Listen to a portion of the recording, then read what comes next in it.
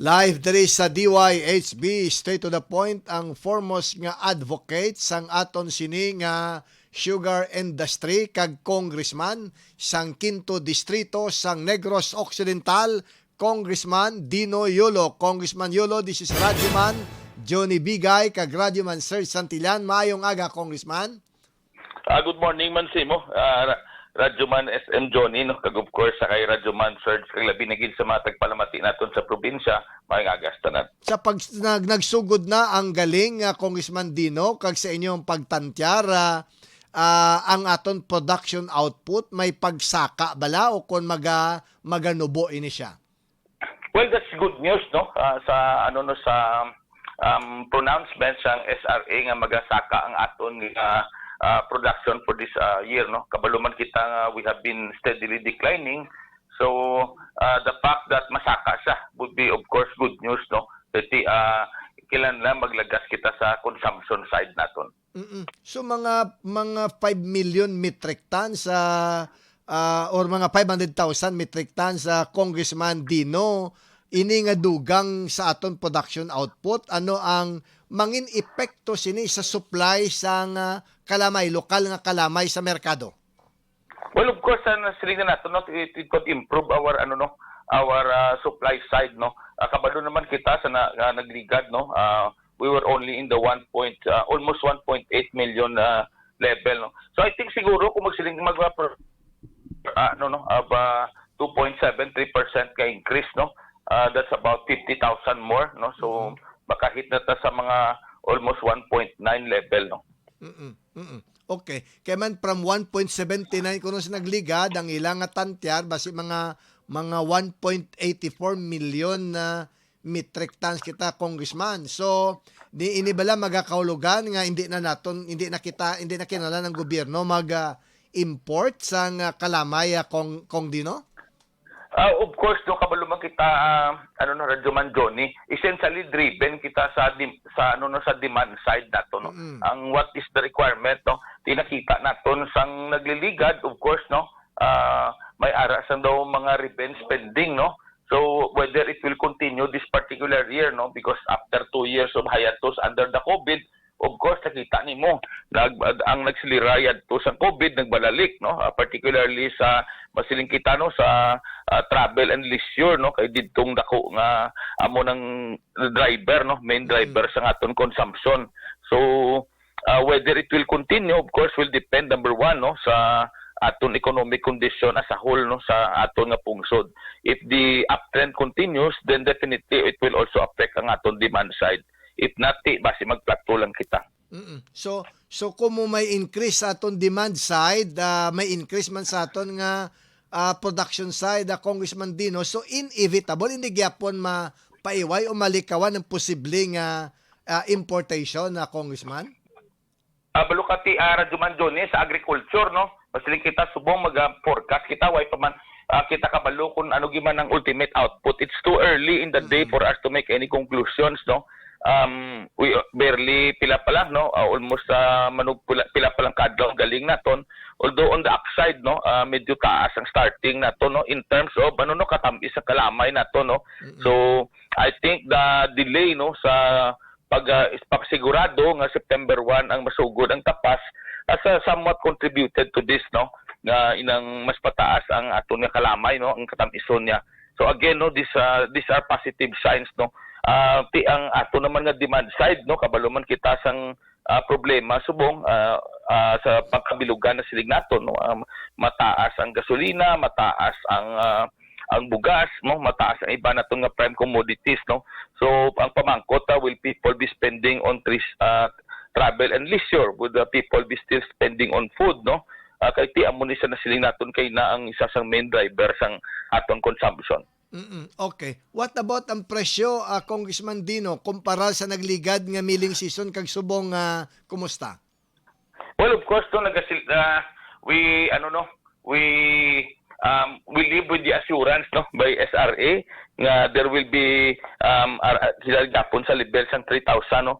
So we hope no nga mapadayon ina kay ti asa na siling na naton diri sa probinsya sa Negros Occidental no kung ano ang presyo sang kalamay amo man na ang pagpangabuhi sa atong pumuluyo. So may public pronouncement na ang SRA that they will do everything within their powers or the regulatory powers to ensure no nga ang millgate price gihapon sa 3,000 level. So we hope no and we pray that that is going to be the outcome kag mabal-an na naton in the next tatlo na lang kadlaw no kay ang first price SM Johnny will come out on Thursday. Okay. Congressman Dino, while ginatantyar o ginapananaw naton nga may increase sa output so far, pero ang hindi gid mapunggan is the production cost. Bangod nga nagapanglakaak gyapon ang presyo sang abono, especially nga ti ang nagatiyabaw gid kung Dino ang aton mga farmers sa palay.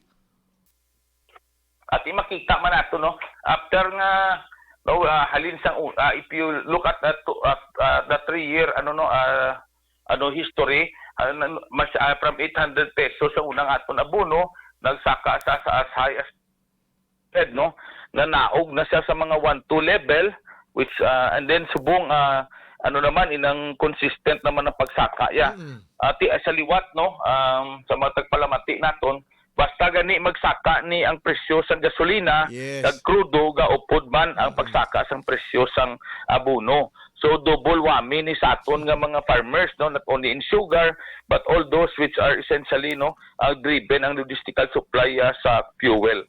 No so labi na gid sa tubo of course.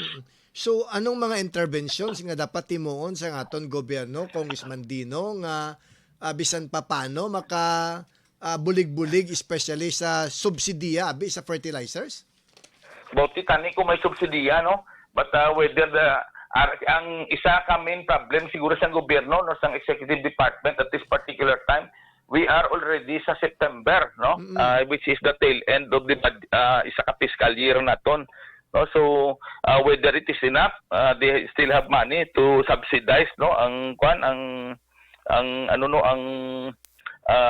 production side is a very big question no. They have tried to make interventions kita mo sa sa tawag sini sa bugas dito sila nag-intervene sa sa may pag-dispose sa commodity no nagahatag sila sang sang assistance pula taw naton pilang assistance 15,000 no. So of course, whatever assistance nga ihatag sa gobyerno naton, labi na gid sa farmers naton, mas mas welcome na. Although para lang sa kay Balo, like sa akon dito sa distrito, sige man ang RCEF nga intervention namo no. Actually sang during the past month no, nag-release naman liwat sang sang farm assistance ang RCEP no.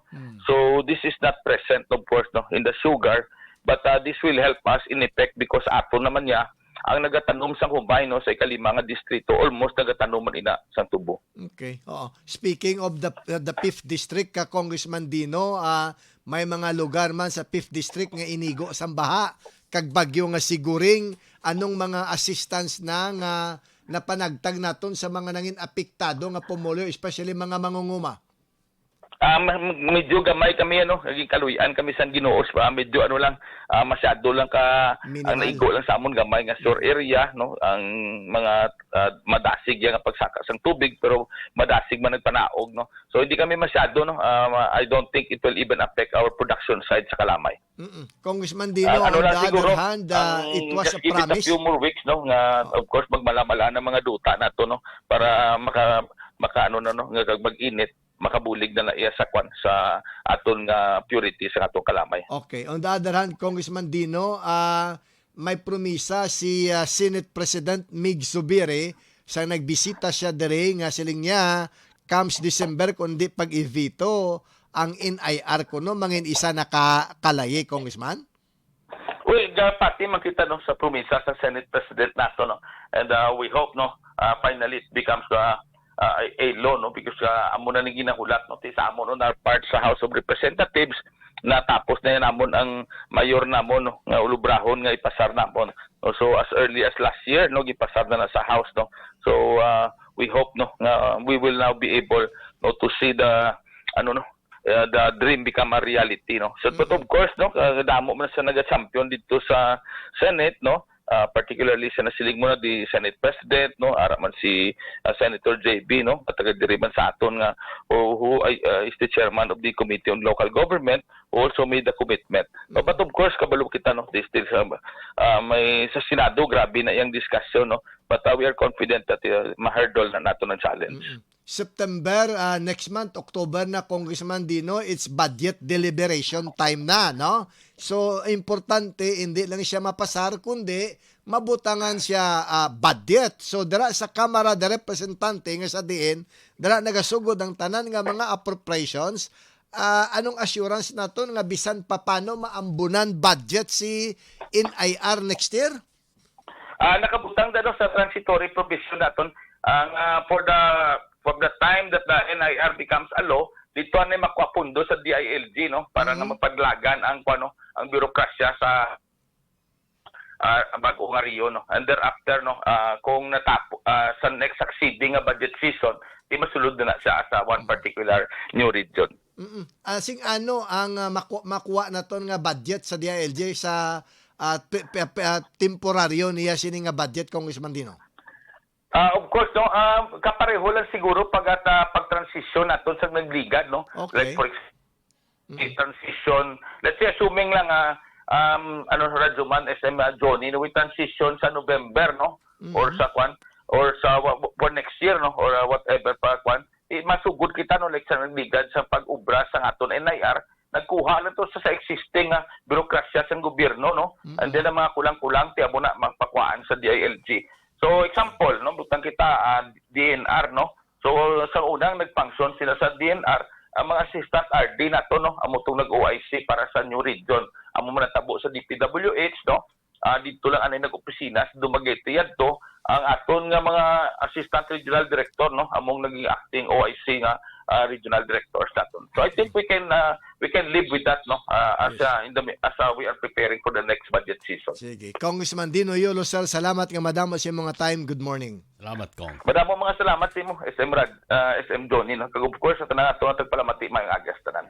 Hindi na siya imposible